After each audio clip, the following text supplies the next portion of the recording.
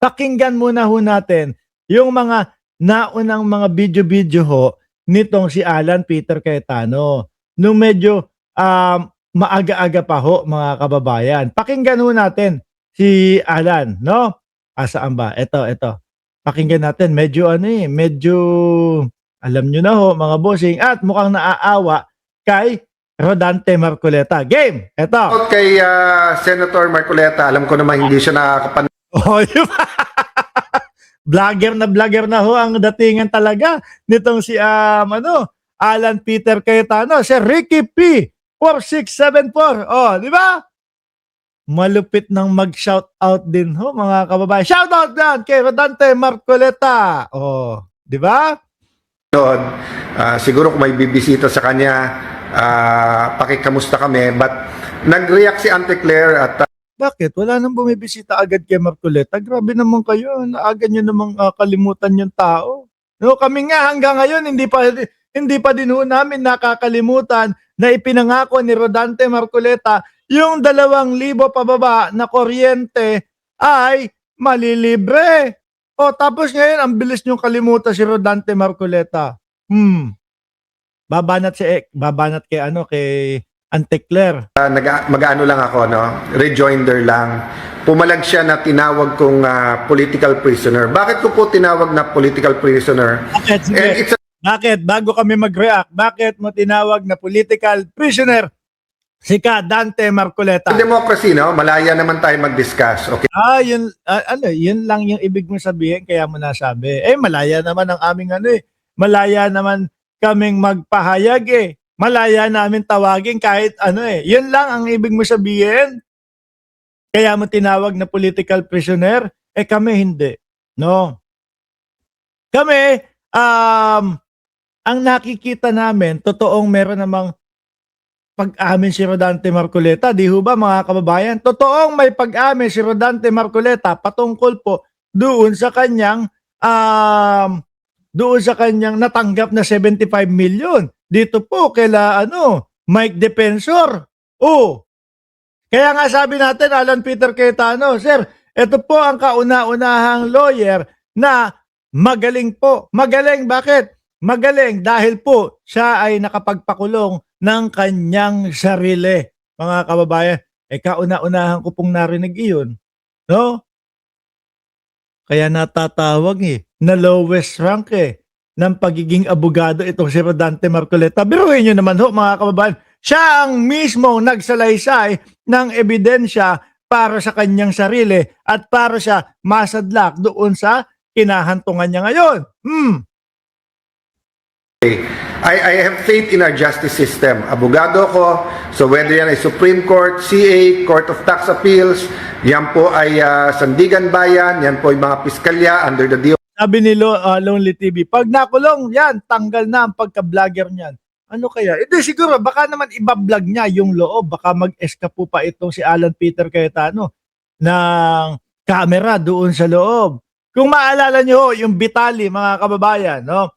Yung dumayo ng Pilipinas, tapos ng hablot ng mga sidecar, ng hablot ng mga kung ano, tapos nagpuslit dahil nga siya ay vlogger at para i-dokumento niya kung ano ang pamumuhay niya doon sa loob ng kulungan, ang ginawa, nagpuslit ng kamera.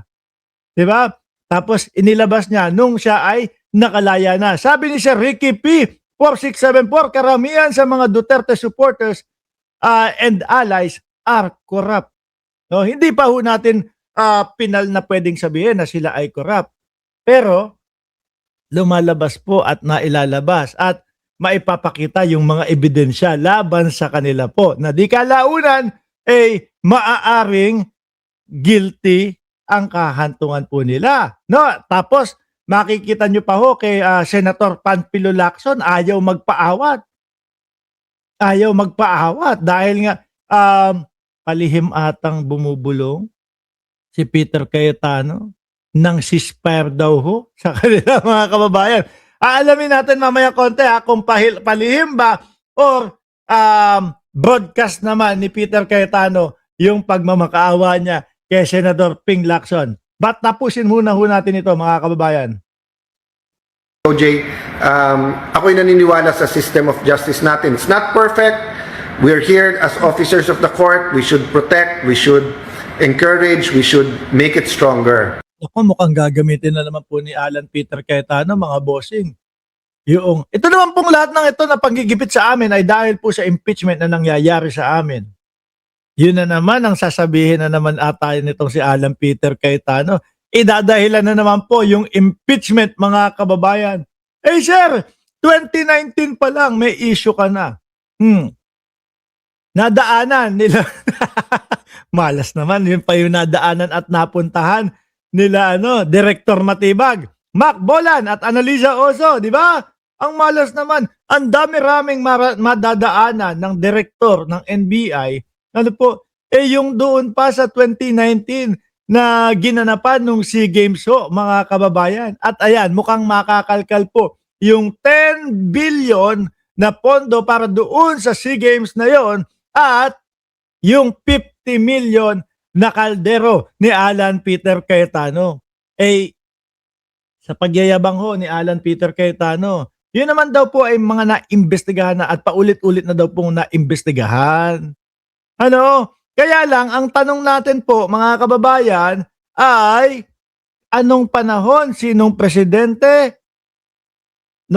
at kaninong administrasyon inimbestigahan yon. Kung panahon ni dating Pangulong Duterte inimbestigahan yon, alam na namin ang sagot doon, Uulitin lang naman, Sir Alan Peter Cayetano, sa ibang presidente. Di ba, mga kababayan? Pero kayo tayo, mga boss Chipamo, sir, lalo na yung naka-experiensya na po na magpagawa ng telebisyon, ng bahay.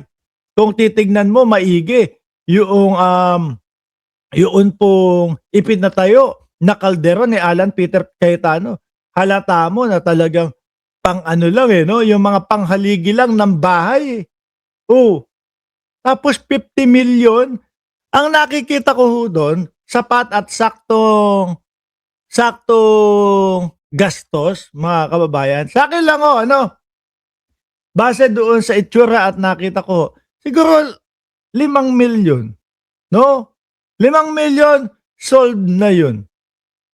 Kapag meron ka 10 million budget doon, kahit papaano may sobrang pang-merienda. Pero yung 50 million, hindi lang yata pang-merienda ang sobra doon, mga kababayan. Tingin ko, ang sobrang 50 million, sa 50 million mga bossing, kasama na po doon yung mga pambili sa sakya, etc. Yung mga pambili ng mga Land Cruiser. Di ba? Sa akin lang naman po yun. Hindi ako inhinyero, mga kababayan, pero may eksperyensya na magpagawa ng mga bahay, magpagawa ng mga like example sa mga gym ko, sa mga negosyo. 'Di ba? Sabi ni Ping Yu, walang lusot kaya gusto ng ceasefire. Tapos ka na, Cayetano, yayariin ka na ng sarili mong scam.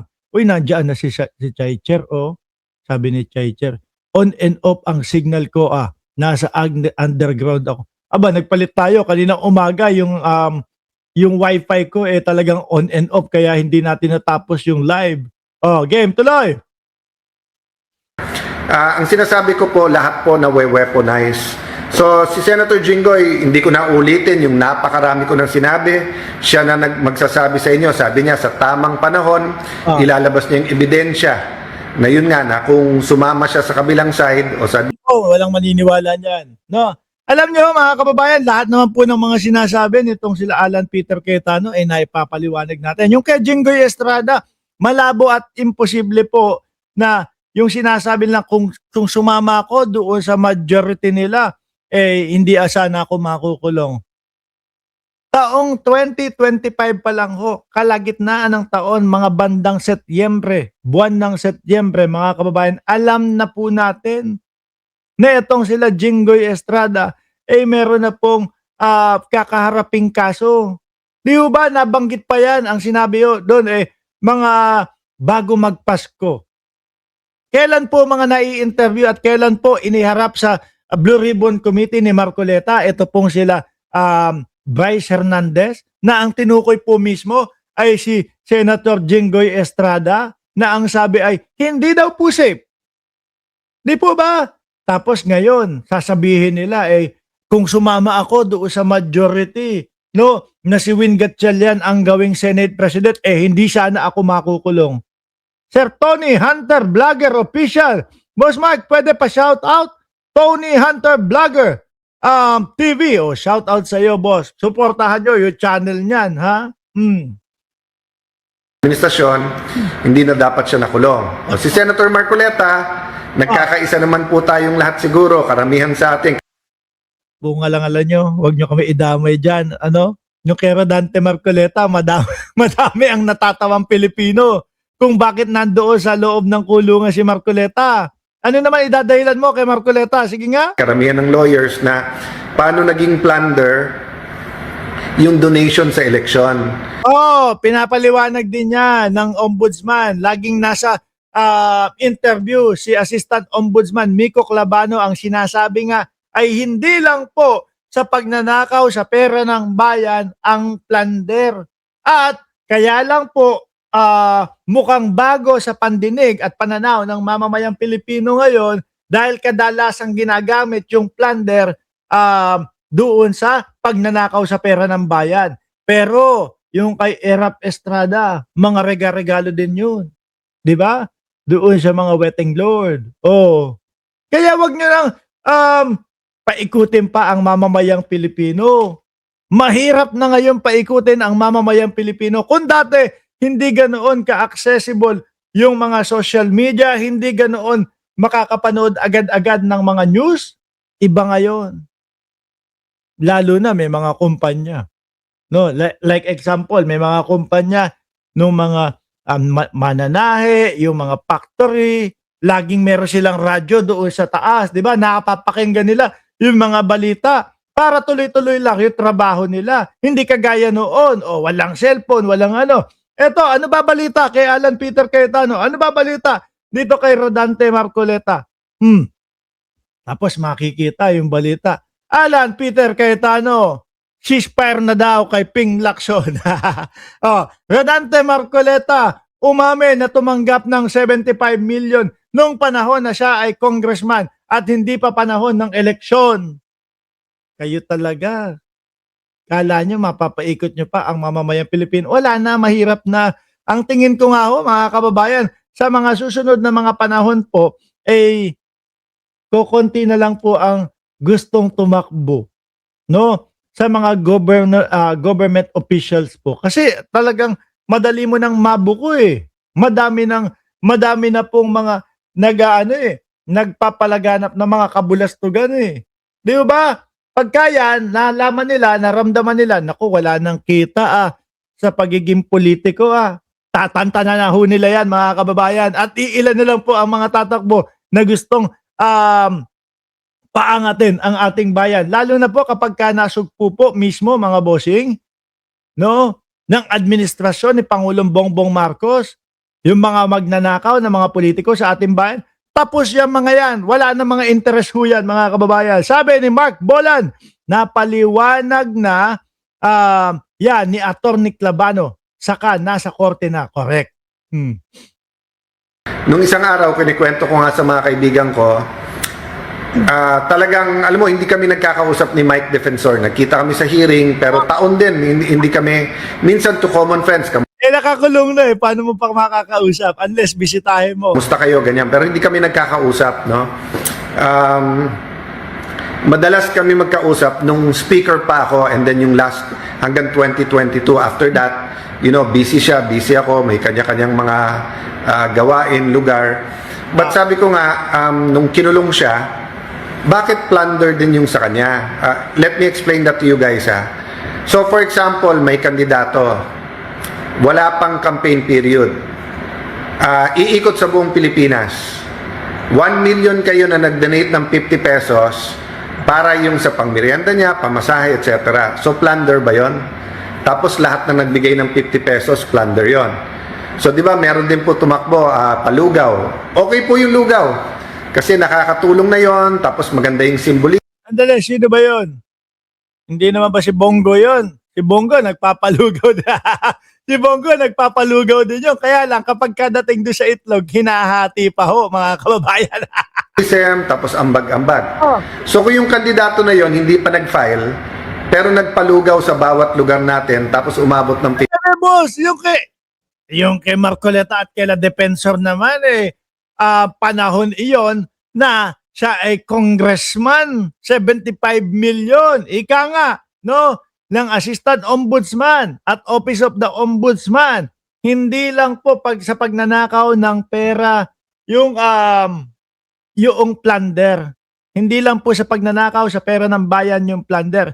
Kundi ho, mga kababayan, pati ang pagtanggap ng mga regalo, lalo na't lalagpas ng 50 milyones. At pati dyan, dama yung mga nag-aabot, nagbibigay. O bakit? Siyempre, mga boss chipamo sir, paano kapag kahingi ng pabor yung mga tao na iyon? Alam na ang mangyayari. Kaya nga ho, mga boss chipamo sir di ba?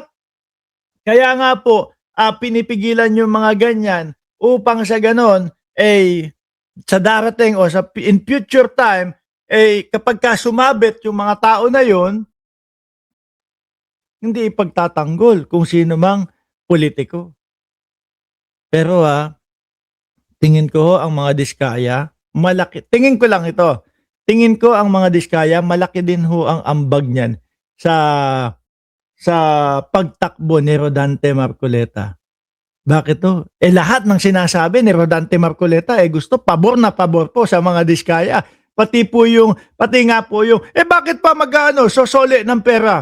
No, gusto lang naman maging state witness ang mga diskaya. Diba? Kinukontra din yun ni Rodante Marcoleta. Natatakot yata si Rodante Marcoleta na bawian ng pera yung mga diskaya. Baka masabi sa kanya, laki-laki ng binigay namin sa iyo sa kampanya mo para tulong sa kampanya mo tapos hindi mo kami na ipagtanggol. Baka lang naman, mga kababayan. Di ba? Sabi ni Mang Tony Arboleda, Petra, nilalangaw na ang vlog niya. Totoo? Hindi. Madami pa ding nanonood dito, no? Puno pa din yung nanonood. Madami pong katatawan na sinasabi si Alan Peter Cayetano sa bawat live niya po 50 million. So lahat ng nagpalugaw, plunder na yon.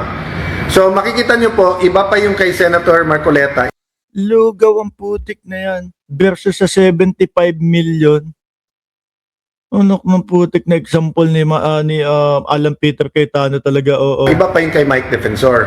Paano naging plunder yung kay Mike Defensor? Whether he gave 1 peso or 20 million pesos, di ba? So kung kinasuhan nyo siya ng direct or indirect bribery, ang indirect bribery ay pababa sa 50 million. pero bailable kasi yun di ba? Sabi nga po kung 20 milyones, 75 million ang sama-sama nilang binigay kay Marcoleta. Kaya hindi pasok sa indirect bribery yun. Pasok yun sa plunder na. Tapos, makikita nyo naman po, bilangin nyo yung kinakasuhan sa administrasyon versus sa oposisyon. Yan ka na naman, kahit isa-isahin po, di ba Ma'am Elena Garcia, kahit isa-isahin po natin mga kababayan, yung mga may kaso sa kanila, maipapaliwanag po natin. Robin Padilla, ano kaso? Robin Padilla, ang kaso ay obstruction of justice. Alan Peter Cayetano, eto yung sa SEA Games at yung mga flood control daw po doon sa Taguig, no? At yun pinakita nga natin kanina. Yung baha doon sa Taguig, Mala Resort, mga kababayan. Jinggoy Estrada, dati last year pa nasabihan na hindi na daw po safe at ipinapaliwanag nila Bryce Hernandez kung bakit hindi safe. Sino pa? Lahat po yan may paliwanag, mga kababayan. Lauren Legarda, yung sa anak niya naman.